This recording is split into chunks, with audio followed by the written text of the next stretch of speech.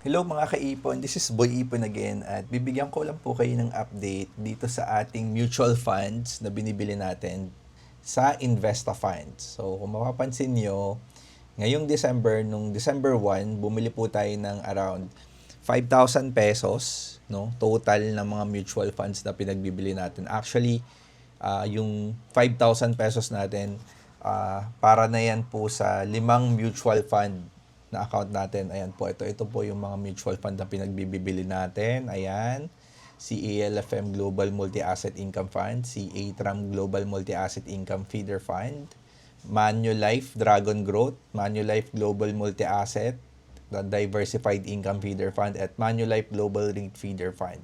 So yan, no? So far yung market value na binigay natin na 5,000, nasa 5,003 pesos, 0.39 na yung total market value niya. So, medyo kumita siya ng 3 pesos. At ito yung maganda na ire-report ko sa inyo. So, yung dalawa dito sa mutual fund na to, si Manulife Global Multi-Asset Diversified Income Feeder Fund and Manulife Global REIT Feeder Fund, nagbigay siya ng dividend nung 16 yata or 17 ng December.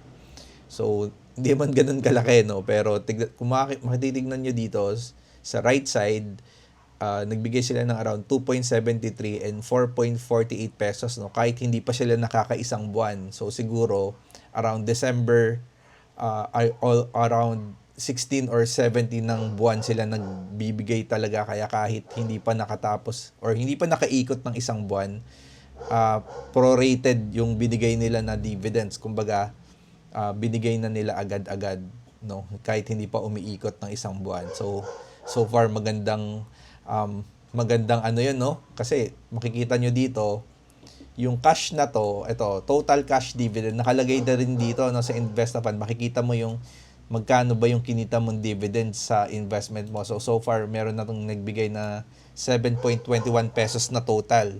Pero mayroon pa rin tayong iniintay na dalawa, kasi dalawa dito sa mutual fund na to expected natin na magbibigay, no, si ALFM Global Multi-Asset at saka si ATRAM Global Multi-Asset. Magbibigay yan ng dividends pa, no, pwedeng next month or pagpasok ng taon, no, mga around first week, second week, magbibigay yan ng total cash dividend. So kaya mapapansin nyo dito, yung portfolio value natin is 5,010.60 pesos na, at yung all-time profit is yung difference, no, nung 5,000 investment natin, no. So 10.60 pesos na yung total profit natin. So yung 5,000 mo naging 5,010.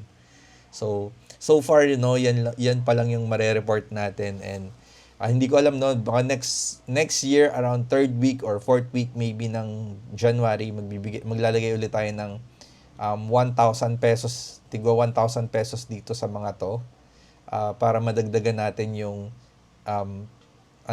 yung cash in natin, no, para medyo itaas natin ng konti, no, pag may natira pang pera sa savings natin, or yung kung ano pa yung kikitain ng iba nating investment, dito natin ilalagay yung iba. So far, yung mga nagtatanong maganda ba sa Investa Fund, ang kagandahan lang po sa Investa Fund, ito yung natuklasan ko, no, na medyo maayos, no, versus sa iba, no. Hindi siya masyadong mahirap intindihin. Yun lang yung napupunto ko dito. Yung sa Investa Funds po, hindi siya masyadong mahirap intindihin. Tsaka yung kung titignan nyo yung user interface niya, madaling intindihin, hindi katulad sa ibang mga complex brokers na meron din naman tayo sa iba, no, sa ibang broker, no, meron tayong mga account doon. Kagandahan dito, ang daling maintindihan, sobrang dali. Kahit beginner ka, madali mo siyang maiintindihan. Ano ba yung hawak mo?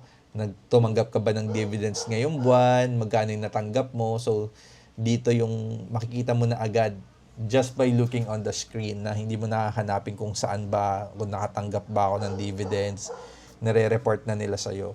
So, if you like to get updates in the future, don't forget to subscribe and hit the like button po on this video. And I always say thank you for support and watching our videos regarding po dito sa mga investment vehicle na to. So, yun lang po. This is Boy Ipon again, and thank you for watching my channel. Have a nice day po sa inyong lahat.